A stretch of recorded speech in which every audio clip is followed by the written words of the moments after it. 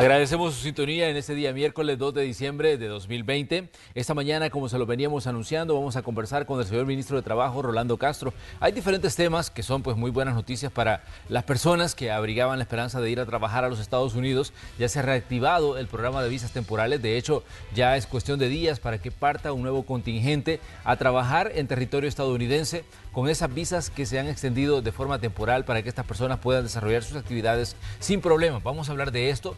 Este programa, recordemos que comenzó el año anterior, pero se pausó debido a la pandemia de COVID-19. Además, El Salvador continúa buscando oportunidades para trabajadores en otras partes del mundo. Vamos a contarles dónde, pero comenzamos poniendo algunos hechos en contexto. El Ministerio de Trabajo y Previsión Social anunció que el 8 de diciembre viajará un nuevo grupo de salvadoreños con visas de empleo temporal en Estados Unidos. El envío de un segundo grupo de salvadoreños con empleo temporal es parte de un convenio firmado el año pasado entre El Salvador y Estados Unidos, bajo el cual se envió el primer grupo en diciembre de 2019. El ministro de Trabajo, Rolando Castro, indicó que el programa se detuvo por la pandemia del COVID-19 y se retoma enviando un segundo grupo conformado entre 70 y 80 salvadoreños. Los trabajadores que van hacia Estados Unidos son seleccionados según las necesidades de la empresa que contratan. El 95% tendrá una visa H2A y H2B que comprende el sector agrícola y la construcción. Hasta la fecha se encuentran con 2,000 personas que se han sometido a la selección y están en lista de espera, indicó el titular de Trabajo. El desarrollo del programa de migración laboral de Estados Unidos se está realizando con Canadá, Estados Unidos y próximamente con Qatar, país con el que se busca un convenio que permita a los salvadoreños migrar con el fin de mejorar su calidad de vida. Este proceso dio inicio el 13 de enero de 2019, cuando se firmó el primer acuerdo entre el gobierno de El Salvador y la Embajada de Qatar. Este programa inició enfocado en la población dedicada a las actividades agrícolas, pues se considera uno de los sectores con mejores ingresos económicos en El Salvador, a pesar de ser la segunda cadena productiva que más población ocupada reporta en la zona rural. Entre el requisito para gestionar la visa se encuentra el no tener vínculos con grupos criminales, antecedentes penales limpios, solvencia policial y conocimientos básicos de actividades agrícolas. Esta mañana conversaremos con el ministro de Trabajo, Rolando Castro, sobre este y otros temas. Bienvenidos a la entrevista de Hechos AM. Así es, en este día miércoles le damos los buenos días al ministro de Trabajo, quien ya está con nosotros aquí en el estudio de Hechos AM. Ministro, pues qué gusto saludarle, bienvenido. Gracias por la invitación siempre, Manuel, y a tus órdenes a contestar todo tipo de preguntas que esté bajo nuestras posibilidades y las competencias del Ministerio de Trabajo. Claro que sí. Me gustaría, ministro, saber cuáles son los términos en los que se reactiva este programa de las visas temporales. Recordemos que hubo una pausa debido a la situación de pandemia que todavía se vive. De hecho, Estados Unidos es uno de los países más afectados por los casos de COVID-19 y las muertes por esa enfermedad. Pero vemos que surge una vez más esta posibilidad para muchos salvadoreños que están deseando trabajar en ese país. Pero, ¿cuáles son los términos, digamos, bajo los que se reactiva este programa? Sí. En primer lugar, el gobierno a nivel general, el tema de la pandemia, y quizás no solo el Salvador, sino el mundo entero, prácticamente nos llevó a armar una contracción en todos los aspectos, incluyendo este tema. Claro. El Ministerio de Trabajo tenía un montón de programas establecidos a nivel general, que a esta altura, a un año y medio casi de nuestra gestión, habrían resultados tangibles, concretos, más de carácter y de orden estratégico. Pero se tuvo que congelar muchos de estos proyectos partiendo del tema de la pandemia.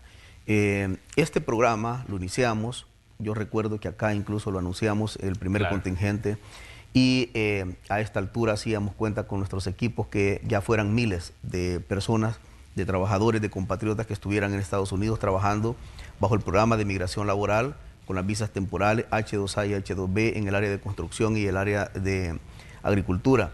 Pero bueno, debido a esto se congeló y hoy reiniciamos nuevamente con una ofensiva bastante fuerte a través de los estudios de los mercados internacionales que estamos llevando a cabo. Y gracias a Dios, viaja Dios mediante hoy en el mes de diciembre ya nuestro segundo contingente, que en efecto rondará entre 60 y 80 personas que viajarán a los Estados Unidos. Y ya estamos en toda la tramitología. Nuestro banco de datos contempla 2,000 personas ahorita disponibles para poder viajar a cualquier parte del mundo en el tema de la agricultura y construcción. Así que también después de esto, Manuel, hoy salen nuestros compatriotas. En el momento que salgan, un par de días después, yo salgo fuera del país a hacer una gira a nivel nacional, a nivel de los Estados Unidos, y ya están activados todo nuestro aparato consular para acompañarnos y a reunión con empresas que están sumamente interesadas. Así que Dios mediante, en diciembre, enero, febrero, marzo y abril van a ser contingentes muy grandes que vamos a enviar, y con la ayuda de Dios vamos a sacar adelante muchas familias que hoy por hoy está bastante complicada la situación producto de la pandemia y producto de la tasa de desempleo que nosotros encontramos en El Salvador, nomás llegamos al gobierno. Ministro, ¿cuál es la agenda que lleva usted a los Estados Unidos? Considerando que sabemos que hay muchos salvadoreños trabajando allá, hay gente que incluso tiene negocios muy grandes en los Estados Unidos y que son de origen salvadoreño, pero las reuniones que usted tiene agendadas, ¿con qué autoridades de Estados Unidos son? Sí, bueno, ya hay contactos con congresistas, con senadores, ya hay contactos con alcaldes, ya hay contactos con diferentes funcionarios locales y nacionales, que prácticamente vamos a sostener reunión, pero fundamentalmente nuestro objetivo es las reuniones con empresarios, con empleadores que tengan interés en la mano de obra salvadoreña. Hemos preparado prácticamente una presentación muy seria, muy profesional, de cuáles son las virtudes de contratar trabajadores salvadoreños, porque este programa no solamente lo tiene El Salvador, sino que lo tiene Guatemala, Honduras, México, y fundamentalmente quien está captando la mayor cantidad de trabajadores por su área geográfica y por su parte fronteriza cercana es fundamentalmente México. Pero hoy, que ya nuestro primer contingente viajó en el mes de diciembre del año pasado, la misma empresa nos dijo de que gradualmente va a ir subiendo a tal grado que sueña con que el 100% de esta mano de obra en el futuro sea salvadoreña, partiendo de los resultados. Fíjate que fue tan interesante que iban por 4 meses y medio, tú te recuerdas que acá lo dije en este escenario, pero al final trabajaron 2 meses. Cuando yo viajé a los Estados Unidos a preguntar por qué, es que resulta que nuestros trabajadores hacían horas extra, y debido a eso simplificaron el tiempo. Lo que iban a hacer en 4 meses y medio lo hicieron en 2, pero también lo que iban a devengar de salario en 4 meses y medio lo hicieron en 2. Así que sumamente satisfecho, y los resultados de esta gente, la estrategia de nuestro presidente y del gobierno de la República es evitar el drama humano que históricamente se ha manejado. Acá te dije en su oportunidad que estaba recién una noticia que rompió el corazón, que era una persona con su niña en ese momento, con la camisa, la camisa la había incorporado, y ahí estaban los 2 que habían fallecido en el cruce del río. Y esos son los dramas humanos que nosotros estamos trabajando fuertemente con los Estados Unidos, evitar la migración ilegal y hacer un plan bien ordenado de migración laboral como el que tenemos ahorita, y gracias a Dios el Ministerio de Trabajo está siendo bastante exitoso con este plan. Nos reunimos recientemente, dimos una conferencia de prensa en conjunto con el encargado de negocios y de la Embajada de Qatar en este momento en El Salvador, la gira que hizo el presidente por Asia, que habló con el emir también, y prácticamente vamos a enviar sendos contingentes de trabajadores a Qatar. Y te cuento que el día de ayer también sostuve una reunión con la embajadora de Canadá. Y Manuel, andamos en una ofensiva total en el marco de construir opciones reales, objetivas y sobre todo seguras para nuestros compatriotas en diferentes mercados del mundo. También estamos estudiando con nuestro equipo de asesores en el área económico el tema de longevidad, el tema demanda y oferta de los mercados laborales europeos. Así que también no descartemos que posteriormente podemos enviar contingentes a diferentes partes de Europa. Ministro, en el caso de los salvadoreños que viajan a Estados Unidos, sabemos que ellos viajan en medio todavía de la situación de pandemia. Se van el 8 de diciembre. ¿Cuántos son? Y, digamos, ¿qué medidas se les ha pedido que tomen, considerando que Estados Unidos todavía está siendo duramente golpeado por la pandemia? Sí, generalmente, bueno, la cantidad va a ser entre 60 y 80 inicialmente, pero serán cientos. Y como repito, de acá a abril nosotros estamos proyectando una cantidad significativa. Lo que pasa es que como son grupos bien escaneados, bien definidos, que no, por eso muy bien tu introducción sobre el tema de que analizamos que no tengan vínculos con pandillas, que no tengan vínculos con grupos criminales, y bueno, es todo un proceso controlado que se hace en ello. Van por segmentos, inicialmente va entre 60 y 80, el segundo contingente que ya sería que saldría el 8, Dios mediante. y posteriormente van otra. Sí se está tomando, Moisés, Manuel, perdón, se está tratando de garantizar todo el equipo correspondiente, de garantizar la seguridad de nuestros trabajadores. Y eso pasa porque los protocolos de bioseguridad son activados fundamentalmente desde acá, de El Salvador, y posteriormente a los Estados Unidos. ¿Se les ha pedido prueba de COVID negativa? Sí, correcto, y eso lo hacemos nosotros como gobierno. Aparte de eso, Manuel, recordá que en los Estados Unidos el tema fundamentalmente de la regulación contractual de la clase trabajadora es sumamente estricto. Sí. Así que también ya hablamos y estamos en contacto con la empresa a fin de que toda la bioseguridad, los equipos de bioseguridad, todas las garantías prácticamente de nuestros trabajadores se van a dar. Te cuento que hace aproximadamente 2 meses, 3 meses, también nos salió una solicitud para Alaska, para diferentes partes de Estados Unidos, pero era el momento bastante álgido que estaba la pandemia en los Estados Unidos, y con el presidente se tomó la decisión, presidente de la República, de que habría que esperar, y ahora sí ya la situación está un poco más controlada, y bueno, enviamos nuestro segundo contingente. ¿A qué parte de Estados Unidos van esos salvadoreños que salen ya el 8 de diciembre? Sí, van a una parte, Manuel, de Mississippi, otra parte colindante. Lo que pasa es que en este tipo de programas, incluso las empresas nos piden garantizar mucho y no dar a conocer a nivel general la descripción completa empresarial. Nosotros sí la tenemos, la tiene el Departamento de Trabajo de los Estados Unidos, porque ninguna empresa, no es cualquier empresa que puede accesar a este programa, sí, sino son empresas debidamente certificadas por el Departamento de Trabajo de los Estados Unidos y por supuesto la homologación con el Ministerio de Trabajo de El Salvador. Así que estamos hablando que una buena parte iría para Mississippi y partes colindantes también geográficas de Mississippi.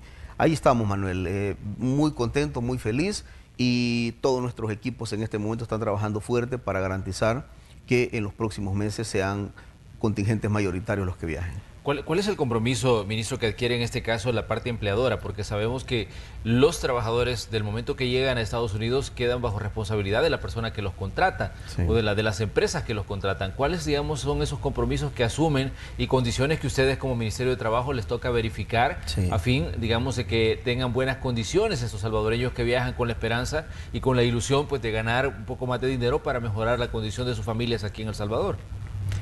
Sí, Manuel, en efecto,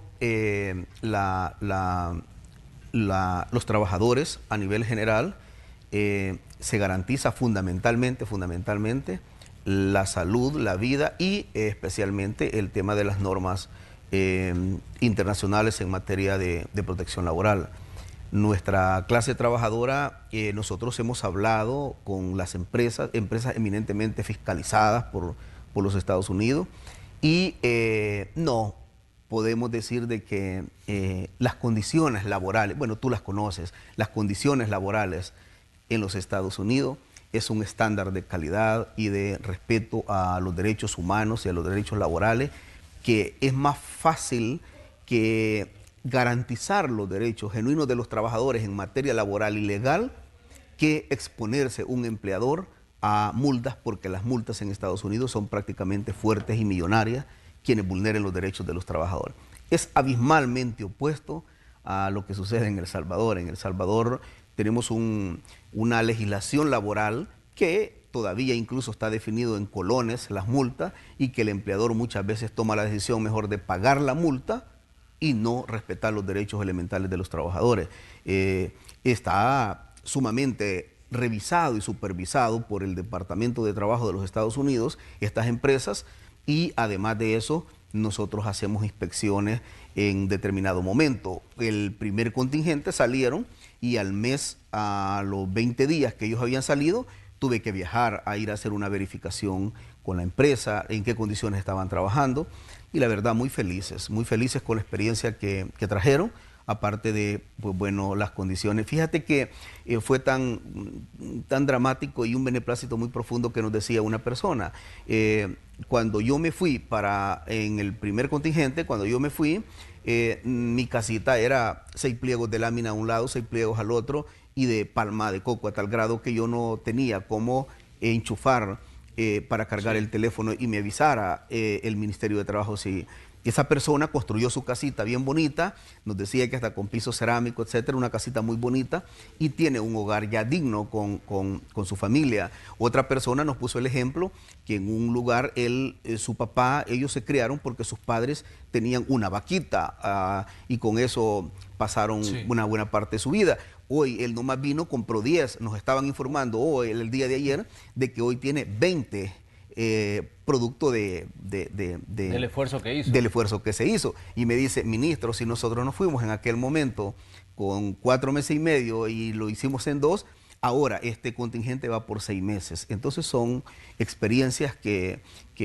te motivan mucho y que genera un beneplácito como funcionario diciendo estás en la ruta correcta haciendo y ayudando a los más vulnerables y a los más necesitados. Ministro, cuando hablábamos del primer contingente que partió pues, a Estados Unidos en un momento, en un contexto totalmente distinto porque no había pandemia, cuando estos salvadoreños se fueron allá por diciembre, o por lo menos se hablaba y se veía muy lejos todavía el tema de la pandemia de la COVID-19, pero en aquel momento se dijo el Estado salvadoreño asume el financiamiento de parte del viaje de estas personas. ¿Es la misma condición con la que viajan esos salvadoreños que se van el 8 de diciembre?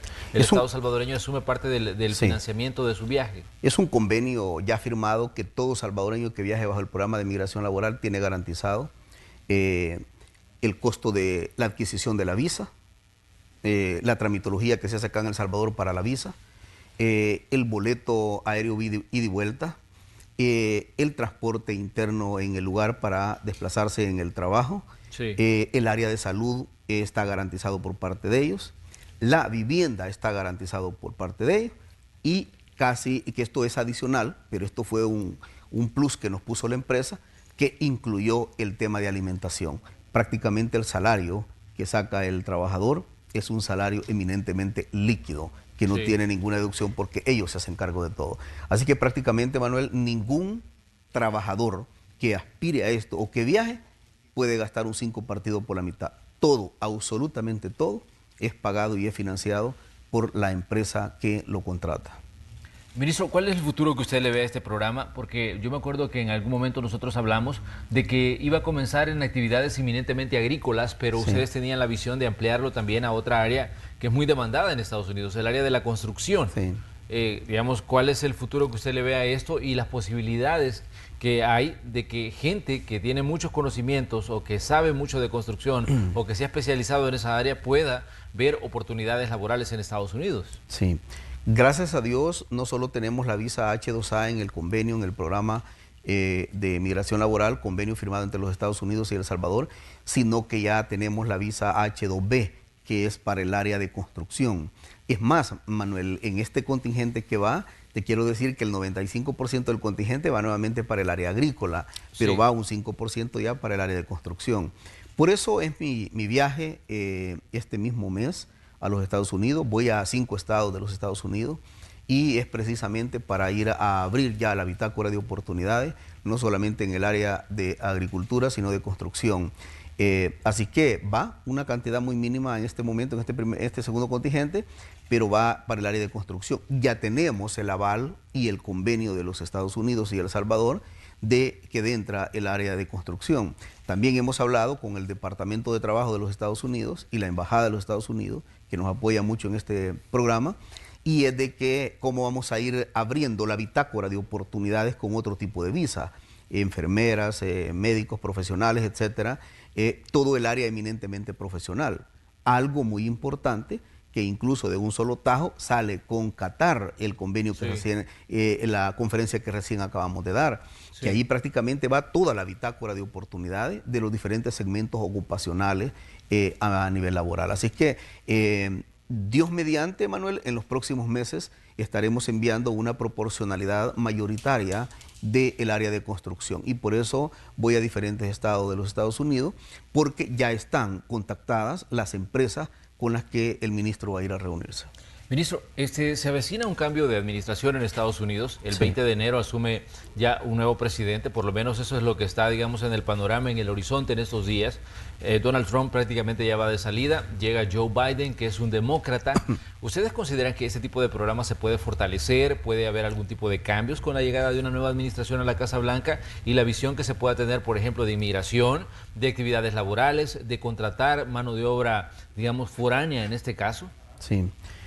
Yo creo que esto nos permite hacer un análisis en dos vías. Una, ha habido mucha gente de la oposición que ha dicho que con un cambio de gobierno las cosas pueden cambiar entre la relación en El Salvador, y yo esto lo quiero decir bajo dos aspectos. Uno, la política pública de los Estados Unidos son planificaciones a 50 años y la ruta prácticamente está definida. Sí. A tal grado que yo recuerdo que cuando ganó Barack Obama estaba el gobierno del FMLN en ese momento y celebraron mucho y pusieron de ministro de Seguridad Pública a Manuel Melgar. Sí. Y recuerdo que en su primer viaje que quisieron hacer a los Estados Unidos le dijeron, mire, lo sentimos mucho, pero esta persona no puede viajar porque esta persona está ante los ojos de los Estados Unidos calificada como una persona que atentó contra intereses de los Estados Unidos. Claro. Y no pasó. Por lo tanto, y ellos se hacían muchas ilusiones que Obama en ese momento habría todo. En los Estados Unidos hay políticas de Estado y son estrategias definidas, su plan estratégico a 50 años. Por lo tanto, ya hay una ruta definida. Sí. Primer lugar. Segundo lugar, este tema no se maneja por intereses personales ni por agendas personales, sino esto se maneja a nivel de diplomacia. Y la relación que tiene los Estados Unidos con El Salvador es una relación histórica, y con el gobierno saliente no nos podemos quejar. Ha habido un apoyo bastante fuerte a El Salvador en el apoyo a la pandemia, pero no tenemos ningún tipo de nerviosismo porque las relaciones diplomáticas son institucionales y fundamentalmente esto no se puede ver lejos de un análisis de la geopolítica también. Claro. A nivel internacional. Así que yo creo que este tipo de proyectos todavía van a ser mucho más fortalecidos. Es más, ya hay acercamientos interinstitucionales, ya incluso hay unos temas que están en pausa en el Departamento de Trabajo de los Estados Unidos y el Ministerio de Trabajo, pero nos han dicho que nomás ingresa la nueva administración, empieza a fortalecerse y abrirse una bitácora de oportunidades. Por lo tanto, repito, las relaciones no son personales, sino son institucionales, y esto debe de verse también bajo un enfoque de geopolítica. Ministro, hablábamos sobre Qatar, que decíamos que ese es uno de los países que tiene pues un desarrollo increíble, que también necesita muchísima mano de obra extranjera para poder, digamos, mantener las construcciones, para mantener las diversas actividades que ellos tienen. En este caso, usted me decía, ya hablamos con Qatar, ya hay la posibilidad de que se abran oportunidades de trabajo para salvadoreños en ese emirato. Sí, esta oportunidad incluso se intentó abrir en el gobierno, en los gobiernos del FMLN. Cuando hubo problemas con el TPS se dijo que se iba a abrir esa posibilidad. Exacto, y en ese momento armaron una especie de convenio que pasaba por la Asamblea Legislativa, pero luego la Presidencia de la República del FMLN dijo de que en Qatar no habían condiciones, que en El Salvador estaban las mejores condiciones, que en Qatar nosotros nos hemos encontrado con índices gigantes de tasas de desempleo en nuestro país, y bueno, está de más decir en qué condiciones ha estado nuestro país históricamente en materia laboral, y hemos reanudado nuevamente estas conversaciones, y la visita que hizo nuestro presidente a Asia también posesionó mucho a El Salvador con Qatar en una reunión directa con el emir. Yo me he estado reuniendo de forma permanente con el encargado de negocios y con el encargado de la embajada de Qatar, y ellos nos dicen que ese proyecto inicial pasaba por la Asamblea Legislativa. Entonces nos han dicho, queremos nosotros que pase por la Asamblea Legislativa. Yo estoy preparando ya todas las condiciones con Cancillería, porque esto es un acuerdo internacional, y estamos preparando las condiciones con el secretario de Asuntos Jurídicos de la Presidencia, el licenciado Conan Castro, y espero ya que en estos días el proyecto esté terminado, llevarlo a la Asamblea Legislativa, y ojalá los diputados hicieran una cosa positiva en El Salvador y sea esta antes de que ellos se retiren de ser diputados, y nos ayuden a viabilizar y no a burocratizar como están haciendo ahorita con el presupuesto que lo están llevando de forma estratégica y electorera prácticamente a atrasarnos toda la viabilidad financiera y económica de este país. Ojalá en este caso, cuando nosotros presentemos el proyecto total entre Qatar y El Salvador, pues ojalá y los diputados con agilidad, en función de esta tasa de desempleo grande y gigante que tenemos en el país, pueda resolver lo antes posible. Ustedes daban una conferencia con la gente de Qatar, y básicamente cuando ya se habla ante la prensa sobre este tipo digamos, de acuerdos que se puede lograr para enviar trabajadores, ya hay una conversación previa. ¿Cuáles son los intereses de Qatar en la mano de obra salvadoreña? ¿Qué áreas específicas son los que ellos buscan? ¿Están buscando qué tipo de mano de obra, ministro? Sí, en primer lugar, Qatar es un país que todos sabemos, un país bajo otros estándares de su situación económica, un país muy, muy fuerte, muy gigante en el tema financiero. Y recuérdate que viene el Mundial, que va a ser sede Qatar 2022. Necesitan armar un trabajo de infraestructura muy gigante, desarrollada en poco tiempo. Y bueno, y antes que nosotros llegáramos, antes que el presidente Bukele fuera el mandatario de la República, este país sonaba a nivel internacional por ser un país con altos índices de desempleo, de mortandad, de delincuencia, de desnutrición, de falta de prestaciones sociales en El Salvador, y era fundamentalmente reconocido como un país así un poco cancerígeno que no podía visitar incluso otras partes del mundo acá, porque el tema de delincuencia galopante.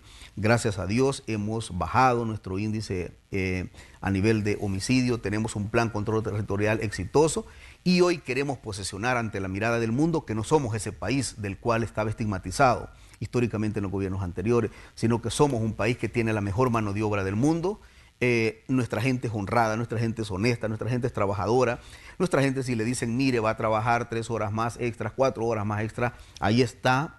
Claro. Vamos mi estrategia, Manuel, es posicionar nuevamente aquel orgullo que éramos a nivel internacional, a nivel mundial hace muchos años, que nuestra mano de obra es la mejor mano de obra del mundo. Eso estamos posicionando.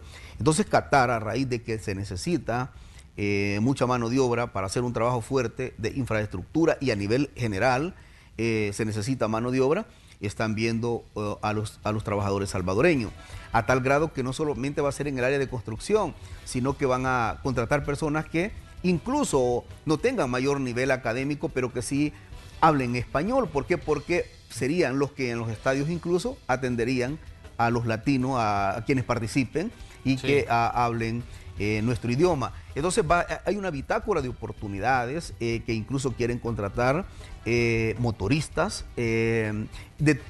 La bitácora es sumamente abierta, desde los segmentos más humildes, ocupacionales, hasta los profesionales.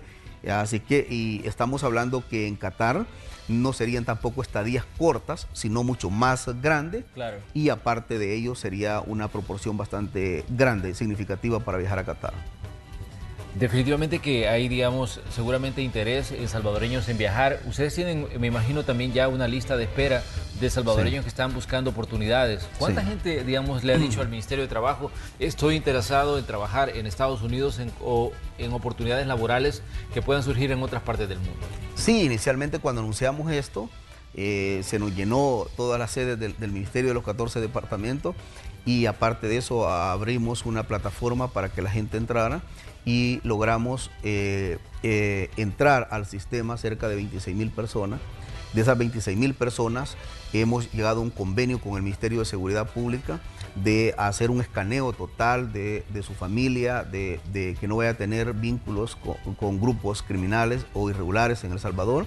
Y prácticamente en este momento tenemos una data lista para viajar a cualquier parte del mundo de más de 2,000 personas en este momento que ya pasaron procesos de reclutamiento, preselección y finalmente selección de personal, a tal grado de que sería el rostro visible mostrándonos ante la mirada del mundo como una clase trabajadora excelente. Y esto no está cerrado. Nuestras plataformas siguen abiertas, son dinámicas, está ingresando mayor cantidad de gente y nuestros equipos siguen en los procesos de reclutamiento, preselección y selección de personal. En el caso de Canadá, ministro, y cerremos esta parte de la entrevista sobre los trabajadores que están interesados en viajar a otros países. En el caso de Canadá, ¿qué tan avanzada está la conversación? Usted me decía, me reuní con la embajadora. Sabemos que Canadá tiene una alta demanda de mano de obra en diversas áreas, no solo en una en específico. De hecho, hay, digamos, ciudades, provincias canadienses que están buscando en todas partes del mundo, pues, trabajadores que puedan llevar. En el caso de El Salvador, ¿cuál sería, digamos, los términos y qué tan avanzado está esta negociación? Sí, ya tenemos un acercamiento fluido, no es la primera reunión que tenemos con la señora embajadora y ya estamos armando un cronograma que incluso después de la visita que haga a los Estados Unidos, estamos planificando en el mes de enero, hay una visita ya del Ministerio de Trabajo a Qatar para explorar el mercado de Qatar ya de forma física, de forma directa, porque ha elevado los estándares en materia laboral, de protección social, etcétera. Y de la misma manera, después de la visita de Qatar, ya se está programando una visita del titular como también de su equipo técnico a Canadá. Y yo creo, Manuel, que en los próximos meses del año 2021 vamos a tener buenos resultados en esto. Ya está bastante avanzado estos mercados que hemos explorado de forma virtual en este momento, pero que ya hay un ejercicio de ir a una verificación de carácter física por parte de un equipo del Ministerio de Trabajo y en todo caso voy a acompañar a ese equipo. Muy bien, vamos a hacer una pequeña pausa comercial, pero les pedimos a ustedes que sigan con nosotros. Estamos conversando con Rolando Castro, ministro de Trabajo. Hay diversos temas sobre lo que queremos también su opinión, así que por favor quédense con nosotros, volvemos enseguida.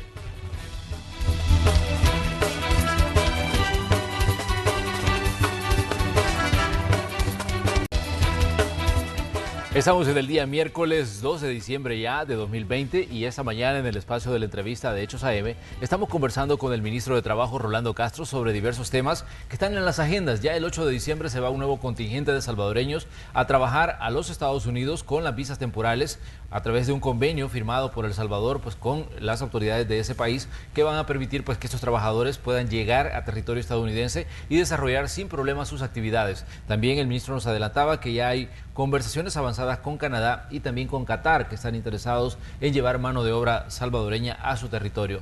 Ministro, pero hay otros temas que seguramente pues, son de mucho interés para los ciudadanos y es, por ejemplo, ¿qué tanto impacto ha tenido en el sector laboral el tema de la pandemia de COVID-19? Esto comenzó allá por marzo, estamos sí. a diciembre 2 ya, y seguramente ustedes tienen datos de cómo, digamos, se ha afectado al sector laboral esta situación de pandemia, esta emergencia sanitaria que apareció, digamos, en el escenario global y que ha tenido efectos en todo el mundo. E incluso se habla de que ha crecido el desempleo, que ha crecido la pobreza a raíz de la misma situación generada por la crisis sanitaria que ha llevado al cierre de negocios, a paralizar actividades de empresas, y esto repercute directamente en las personas que viven de su salario, ministro.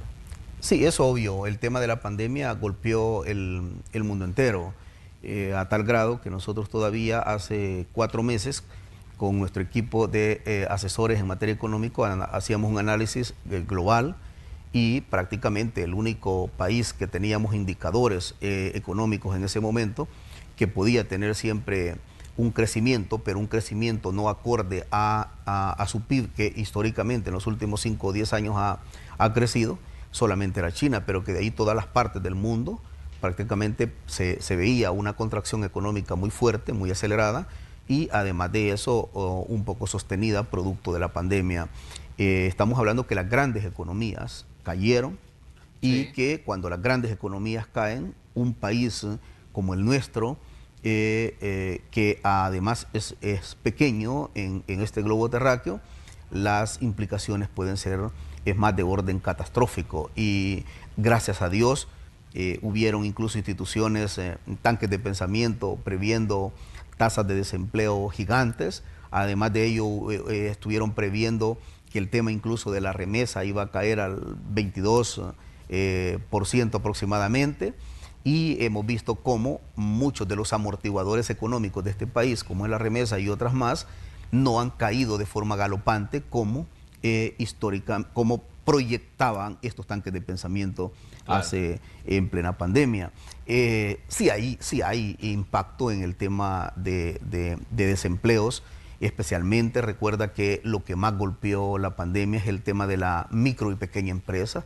Yo tengo casos dramáticos donde estilistas de unas salas de belleza llegaron y nos dijeron, ministro, nosotros hicimos un préstamo incluso personal de $600 para tener que darles la mitad del salario a nuestras empleadas, personas que tienen 1 o 2 colaboradores empleados en sus salas de belleza, pero a raíz de eso es que se armó una estrategia de reactivación económica y fundamentalmente inyectamos mucha plata a Bandesal y Bandesal es quien está fundamentalmente en este momento dando un respaldo total especialmente a esta micro y pequeña empresa y al comercio informal incluso.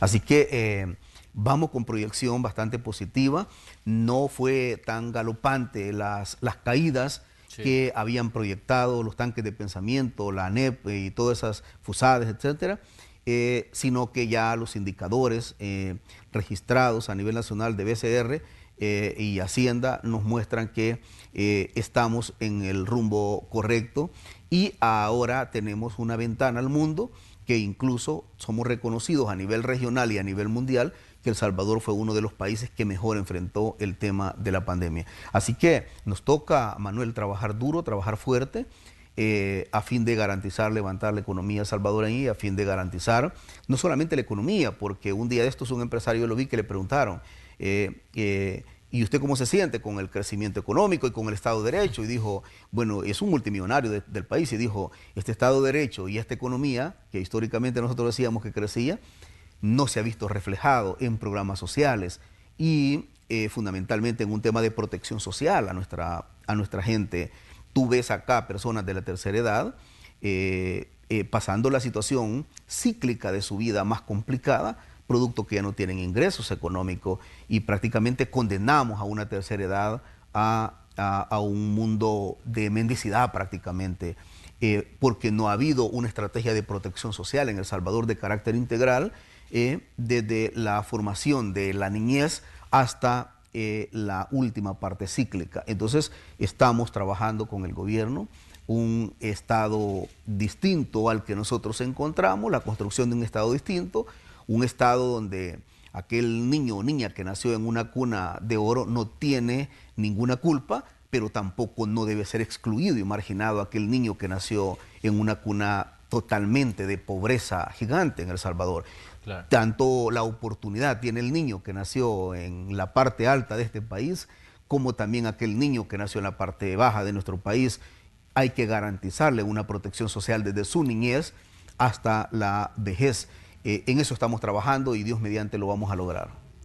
Ministro, en este momento está en estudio en la Asamblea Legislativa el tema presupuesto, y sí, una de las interrogantes es, digamos, cómo va a variar o cómo se va a ver o puede ver afectado en 2021 el presupuesto con el que va a trabajar cada una de las instituciones. En el caso del Ministerio de Trabajo, ¿cuál es la situación, ministro?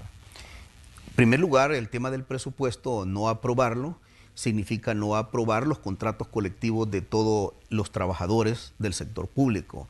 Significa no aprobar las negociaciones colectivas que tienen los sindicatos con todos nuestros titulares. Significa no aprobar de forma digna un incremento salarial a las Fuerzas Armadas de nuestro país. Significa no darle un aumento salarial que va contemplado a todo nuestro sector salud, que ha estado en primera línea y que hoy merece y amerita un estímulo, aunque sea mínimo, salarial. Significa no apoyar a todo el sector público de este país. Significa no garantizar un montón de proyectos eminentemente sociales para la población, y como gobierno lamentamos profundamente de que la oposición sea una oposición bastante intransigente y no golpea al gobierno, sino que golpea al pueblo salvadoreño. Yo espero, es difícil encontrar un poco de mínima inteligencia y sobre todo conciencia en ese primer órgano de Estado, pero yo insto a los diputados de que ya no sigan martirizando este pueblo, porque ahí quienes están es Arena, ahí quien está es el FMLN, los que han manejado prácticamente dos partidos que han manejado 30 años este país. Estamos hablando de estructuras partidarias, no porque los poderes oligárquicos económicos han manejado el país toda una vida, y solo se ha visto un Estado en alguna medida con reglas para los más vulnerables que sigan estando vulnerables, y la gente poderosa que siga siendo y acumulando más poder económico en El Salvador. Hoy estamos tratando de garantizar un gobierno para el pueblo y devolverle al pueblo lo que le corresponde, que es un estado de bienestar donde se garantice la seguridad social y las condiciones para todos nuestros habitantes de forma pareja. Esto está costando. Se niega todavía este poder anárquico y oligárquico y corto en querer ceder el Estado de El Salvador al pueblo salvadoreño, y para eso utilizan las estructuras que tienen formales en el país, como la Asamblea Legislativa, la Fiscalía General de la República, la Corte de Cuentas, la Procuraduría de los Derechos Humanos, pero prácticamente esto ya es de orden irreversible. Ya por más tenemos encuestas donde por más que intenten golpear a este gobierno, es irreversible, y yo creo que se va a estar construyendo una nueva historia a partir del 28 de febrero, donde el pueblo salga a defender lo que históricamente se le ha negado a nuestra gente, y de esa manera cambiar las correlaciones en la Asamblea Legislativa y dignificar ese sector ese primer órgano de Estado que en las encuestas tiene un denominador común, que es lo más desacreditado de este país, volverle la dignidad a la Asamblea Legislativa y ese instrumento que sirva para esto que hemos llamado la transformación estructural y social de El Salvador, que está piloteada por el presidente Nayib Bukele en este gobierno. Así que aspiramos, Manuel, llegar a eso y que el pueblo, en alguna medida, devolverle lo que históricamente se le ha quitado. Esperamos de que esa Asamblea Legislativa apruebe lo antes posible el presupuesto y que ya no siga condenando más a estos sectores, pero de todas formas ellos tendrán su propia decisión. Ministro, le preguntaba yo sobre el presupuesto de la cartera de Estado que usted dirige. ¿Cómo queda el presupuesto de trabajo para 2021? No, la verdad, en el proyecto de presupuesto presentado. La verdad, cuando yo llegué al ministerio pregunté cuánto era el presupuesto y el presupuesto, Manuel, es de 15, 17 millones de dólares. Cuando empiezo a preguntar cuál es la movilidad que tenemos, ninguna, porque el 95% es salario y el 5% es gastos fijos, agua, energía eléctrica, teléfono, internet, y prácticamente incluso tengo que estar pidiendo ya por segundo año consecutivo un refuerzo de $100,000 porque si no me apagan las luces en el Ministerio de Trabajo, no tengo recursos prácticamente. La proyección que habíamos trabajado con el presidente de la República era que en este nuevo presupuesto ya fortalecerlo, porque cuando yo llegué le dije, presidente, este ministerio está diseñado con el sistema a no tener recursos porque es el ente que debe de garantizar la relación equilibrada entre la parte empleadora y el parte trabajadora, pero no tiene recursos porque precisamente el diseño del Estado es tener un Ministerio de Trabajo invisibilizado y con poca capacidad de poder actuar en función de tutelar los derechos de los trabajadores. A raíz de eso el presidente me dijo, bueno, vamos a fortalecer el Ministerio de Trabajo, pero nos cae la pandemia y al final tuvimos que priorizar, Manuel. Y la priorización es salud, educación, prácticamente son las áreas mucho más fuertes para tratar de garantizar y manejar la situación producto de la crisis que la pandemia ha dejado a nivel mundial. ¿Eso significa que Trabajo se queda con el mismo presupuesto para el otro año? Eso significa que el Ministerio de Trabajo nos toca andar con las uñas aruñando prácticamente, y lo que estamos haciendo con nuestro equipo de Relaciones Internacionales es viendo si podemos colocar algunos proyectos de orden estratégico y buscar una especie de cooperación. Pero prácticamente el Ministerio de Trabajo sigue con el presupuesto paupérrimo que históricamente ha tenido y bueno, estamos en estas condiciones haciendo lo que humanamente y presupuestariamente nosotros podemos. Ministro, hay un forcejeo prácticamente entre el Ejecutivo y el Legislativo y constantemente pues escuchamos situaciones que tienen que ver con el manejo de fondos. Algunos diputados dicen claramente, mire, la aprobación del presupuesto es algo que está cuesta arriba por las mismas situaciones que se han planteado ahí. Pero ¿cómo ve usted esta relación Ejecutivo-Legislativo en este 2020 que está marcado por la pandemia, está marcado por esta situación que apareció de pronto y que vino a cambiar pues la vida no solo en El Salvador, sino en el planeta? Y vemos que aquí todavía pues a nivel político se sigue digamos en una pelea que parece que no va a terminar. Me imagino que ustedes tienen una visión desde el Ejecutivo respecto a lo que está ocurriendo y ven ya como una posibilidad el hecho de que el presupuesto no se apruebe en el tiempo establecido. La Asamblea Legislativa, como no tiene mucho trabajo que hacer y nunca ha hecho muy poco por el pueblo salvadoreño, a lo que se ha dedicado es prácticamente a bloquear este gobierno. Fíjate, Manuel, que en mi calidad de funcionario y muchos funcionarios en este gobierno, incluyendo el presidente, planteamos que el poder debe ser fiscalizado, controlado, verificado, supervisado, etcétera, y que sobre todo el erario público debe de fiscalizarse de forma permanente.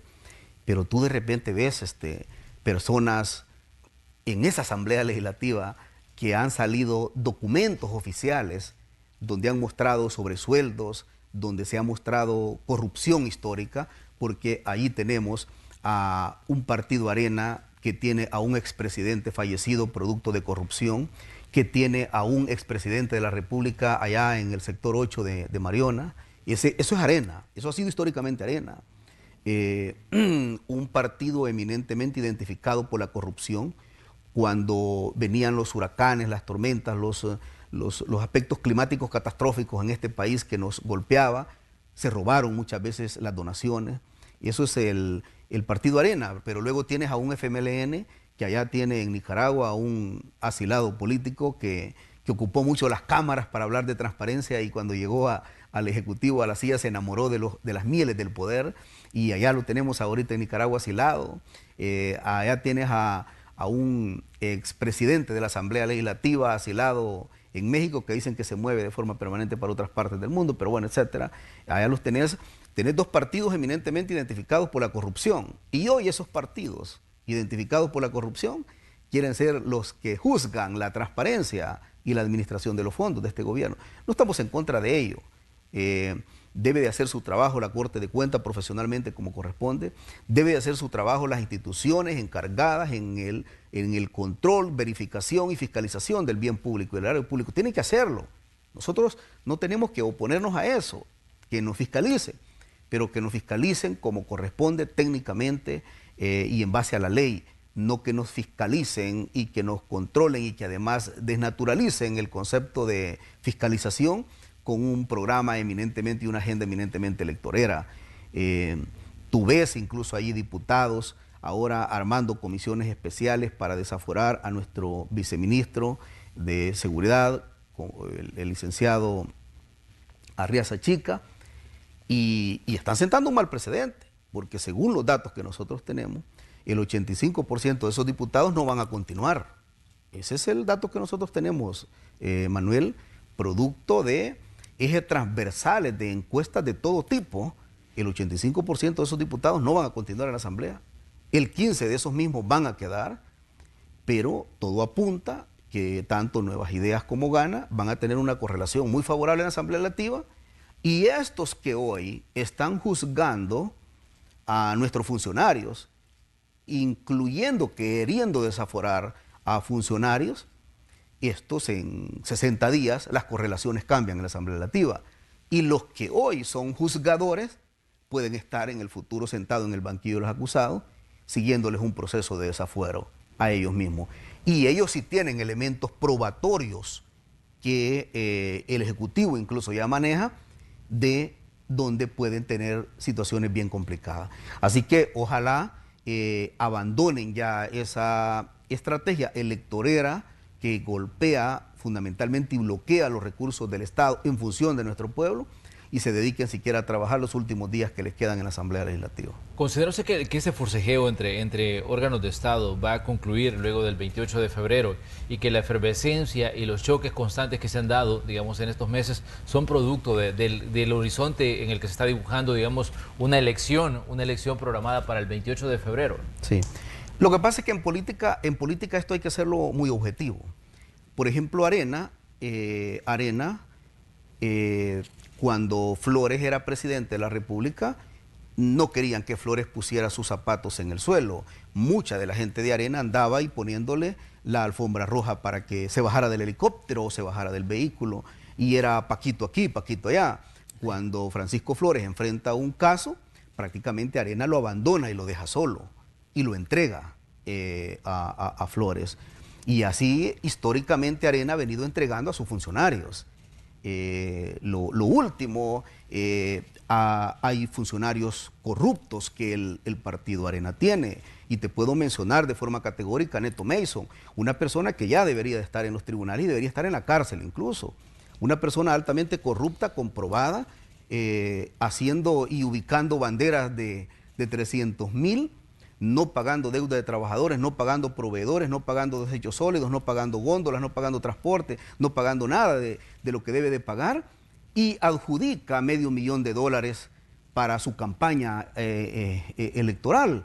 Debería, si la asamblea fuera correcta y aplicaría la investigación a todos, debería estar Neto Mason ya procesado en una comisión especial. Es más, Mason debería de estar ya capturado. Lo que pasa es que hay una protección de órganos de Estado en este país, pero van a llegar siempre a la cárcel. O sea, lo que se tarda nada más es el factor tiempo. Van a tener que terminar en la cárcel por estos actos de corrupción desmedidos que hacen. Y además, y esto que quede grabado en Canal 12 en la entrevista con Manuel, Arena va a entregar muchos de sus diputados incluso en el futuro.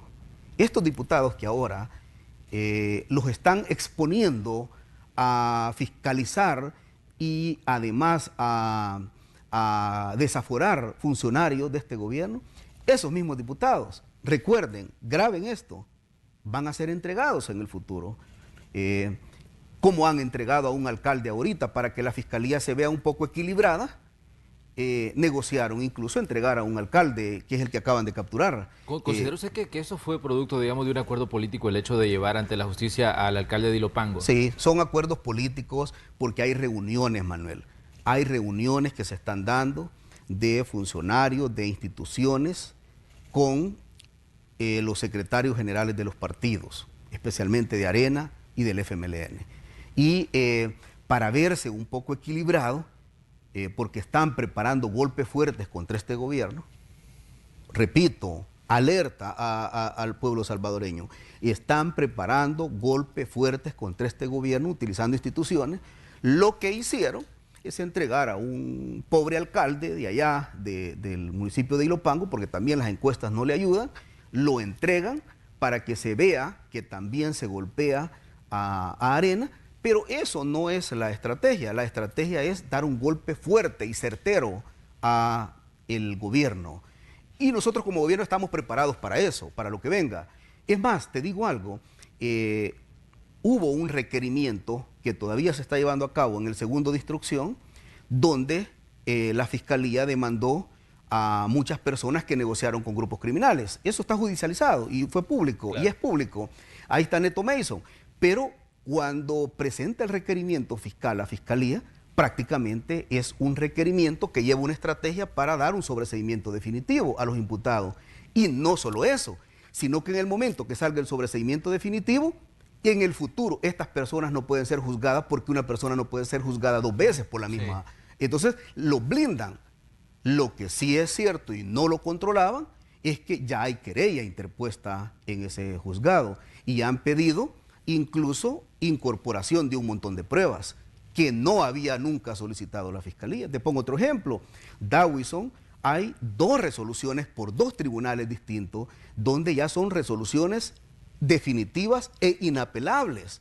Y Dawison ya entró en el delito técnicamente a través del Código Procesal Penal de desobediencia, que nosotros comúnmente le llamamos desacato. Y es más, se pidió que se certificara la Fiscalía, es del conocimiento de la Fiscalía, y allí ves 2 personajes que andan caminando en el mundo de la impunidad.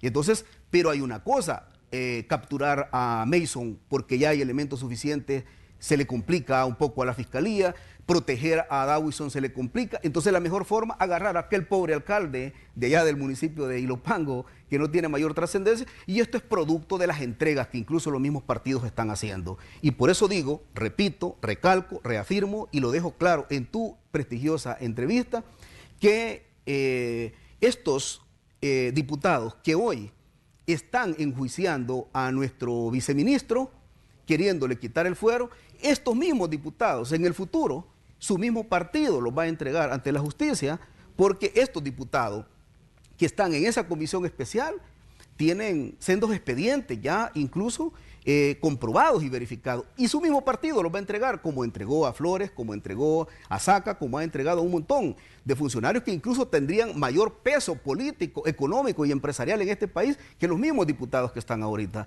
Así que dejemos bien grabada esta entrevista, claro. Y en el mes de marzo, el 1 de marzo se van a empezar a ver las cosas, y en mayo, en junio, ya se va a estar operativizando todo esto que nosotros estamos definiendo.